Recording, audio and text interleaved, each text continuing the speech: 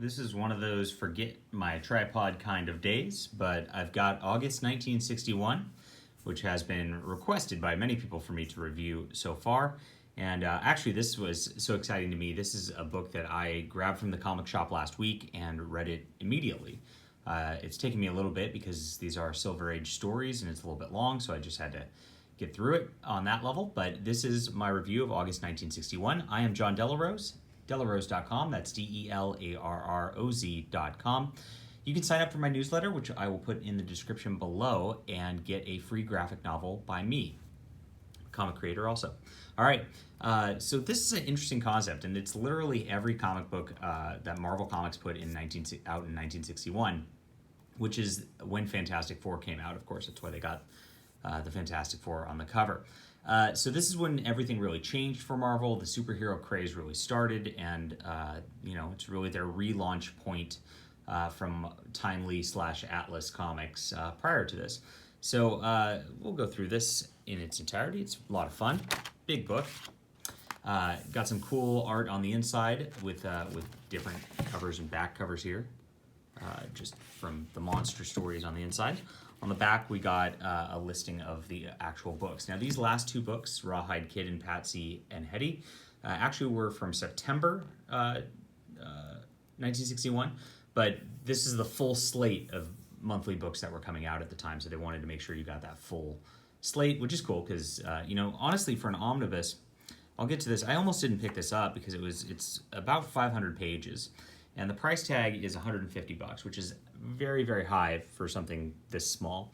The $150 price tag has so far been pretty much relegated to like the Timely's classics, which are like 600-800 pages, because there's a lot of restoration that has to go on involved in that. And while that happened here too, I think a lot of this stuff needed to be restored and cleaned up to get into print. A lot of it already is also in print already in different forms. Most of the stuff that's in Amazing Adventures or Journey into Mystery or Strange Tales, that the monster books that you heard of, the little short books that then became Captain America and Iron Man, etc., are in print in other forms if it's done, if the art was done by Steve Ditko or Jack Kirby. There is a Steve Ditko Masters of Suspense Omnibus series of 2 books and a Marvel Monsters, which is in essence a Jack Kirby book as well. There's also a Jack Kirby War and Romance book out there, which has a couple other romance pieces in here also. So with that, with Fantastic Four, it means you're only really getting maybe 200 pages of new material that hasn't been reprinted before, maybe less, from this. And that made it a tough sell for me. However, I had not read much of this Western stuff and much of this other romance stuff that's drawn by different artists before. And there are also artists who are not Steve Ditko and Jack Kirby who drew in these books also. So it was a tough sell because, again, I have all those other books. But I went for it anyway. And I'm kind of glad I did, to be honest. You get to see some cool stuff I really didn't notice before. You got a lot of the artists listed here, like Stan Goldberg, Al Hartley, Don Heck, Dick Ayers, Paul Reinman, Bob Forgione, I hope I pronounced that right, Jack Keller. All these artists really did not have their works reprinted prior, so you get that cool little smattering here. You get all the stories listed in a table of contents. The book is very nicely put together. This is a very wonderful omnibus. You have a nice intro at the beginning by Tom Brevoort, and you get to see just the cool stuff like this, which is drawn by Stan Goldberg here. But you see, this is like a Marvel trying to copy that Archie style. And you have Stan Lee writing these Archie-like stories, which is really fun. I loved reading this stuff.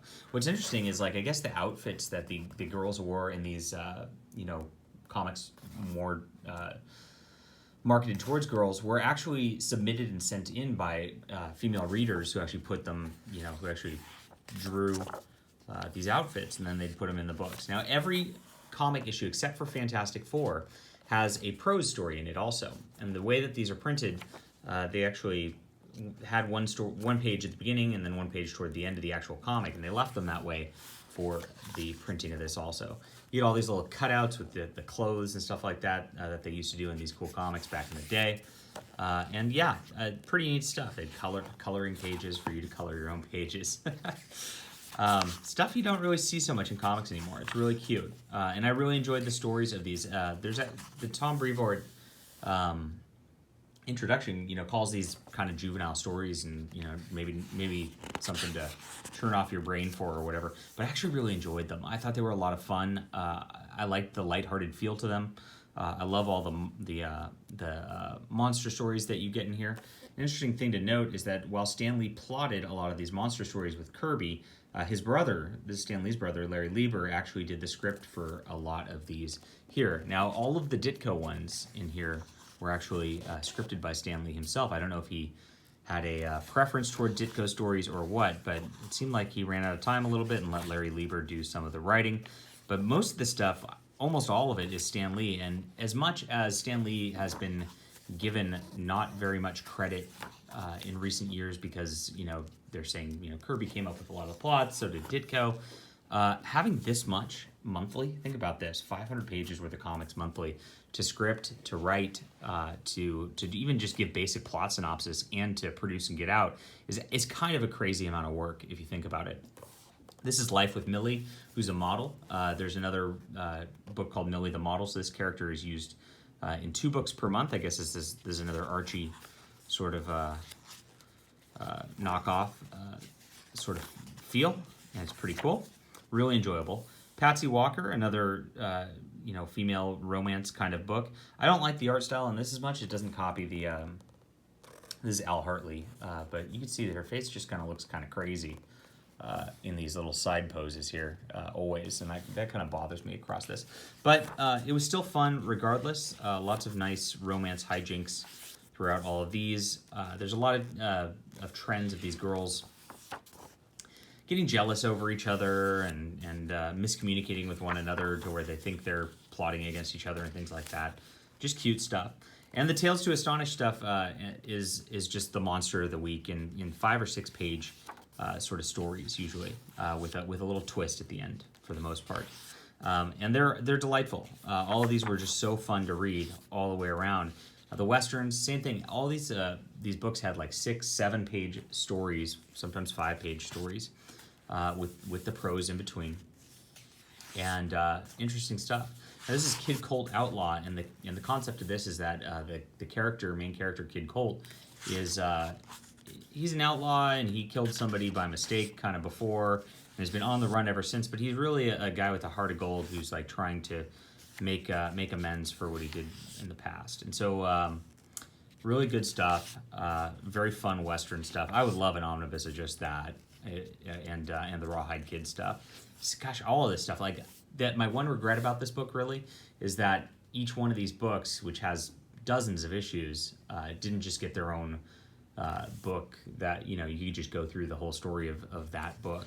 It is nice though, because this is like you'd read on the stands in August '61, and you just pick up your random books and read them, and I guess, and go through and see all the cool monsters and things like that, and great stuff. Here's some Don Heck art for the little monster stories, with which is a robot in the future kind of story. Very fun. Germ Warfare by Paul Reinman. Paul Reinman. A couple of these artists I hadn't heard of before, but they were pretty solid. There was nothing in here that really stood out as, I'd say, super memorable. Compared to like the Fantastic Four, of course. This was a cute one where the girl's on a modeling shoot. She accidentally goes up in a rocket. Yeah, cool characters. Back to that Archie style again, which was very popular at the time. This is a nice one. This was a little more of a serious romance book. It was called Linda Carter's Student Nurse, and I really enjoyed this. It just seemed a little bit more, less of a gag story, more of a more serious romance stuff, which I liked. And Al Hartley did a lot of the art in this one too. Good stuff all the way around. Again, like my only complaint really, and then you get to the Fantastic Four, which is, everybody's seen 100 times before. Beautiful stuff by Kirby. Of course, it changed the face of comics forever. And here's a wax museum story. Lots of wax museum stories, aliens who are, the twist is they're small, like a fly or something like that. It's always the human accidentally does something that makes them scared of humans and realize that they can't overcome humanity after all. Lots of stuff like that. This one's called Love Romances. Beautiful cover by Jack Kirby right here for this. Awesome stuff. Kirby did some of these interiors also. And, nice to read. Really nice to read. I would love way more of this to be in print, which of course we got in that Jack Kirby omnibus. Maybe I'll switch to reading that next. Yeah, I mean, just the smattering of artists is great. I loved reading this. I just had such a cool feel to reading this book all the way through. I just thoroughly enjoyed it. I think we're gonna do Amazing Adult Fantasy now, which was basically Steve Ditko was given his own book to do his own thing in, and that eventually turned into Spider-Man when it became Amazing Fantasy. But every story in Amazing Adult Fantasy is drawn by Steve Ditko, and so just beautiful stuff through this. But of course, they're already printed in the Amazing Fantasy Omnibus and in the Steve Ditko Masters of Suspense Omnibus, so there is that. Get into Gunsmoke Western, you get a little bit more of a Kid Colt in here as they cross-promote their characters throughout all these and recycle them for their little concepts. I love the Western books too. Western books are a lot of fun. The romance books are a lot of fun. And honestly, if you're interested in this, that's really the reason to get this book, because that's what you're not going to find reprinted elsewhere. And a lot of these things are never going to get reprinted elsewhere. I really just don't see them doing it. Maybe if there's enough demand for this stuff. But that's why I wanted to pick it up, because I just saw all this stuff. Don Heck's a underrated artist here. Look at his drawing of a girl. Just absolutely beautiful stuff. This was a nice story too. So I enjoyed it. I can't really get into too detail of all the stories and things like that, because again, they're just 5-page stories, and this is a 500-page deal, and they're all so different. It's way all over the map. And that all over the map just makes for good reading, because you don't get bored across this. It's not too much of anything. So if you're interested in Silver Age comics and just kind of what it was like prior to the superhero craze, this is definitely a book for you. If you're interested in just all of Stan Lee's writing that's not going to be reprinted really all that often, this might also be for you also. And that's the kind of person I am. I want to read everything from Stan the Man from back in the day. It's a lot of fun. Good stuff. And it ends with this Patsy and Hetty book. There's a couple extras in the back with some essays about the Fantastic Four from Stan Lee from over the years, which is fun. Just a couple pieces of art and things like that. But overall, like I said, it's a little on the short side for the price tag. 500 pages for $150 is a bit steep. I went for it just because, again, I just want to support bringing out these old comics that don't see reprints very often. And I thought this was a really delightful read. This is quality good comics all the way around. Marvel was really doing something special back in 1961. You could see why it really caught on. You could see why everything really picked up, and why comics were so important to our culture back then. All right, let me know what you think about this. Hit that like and subscribe button. We will be back soon.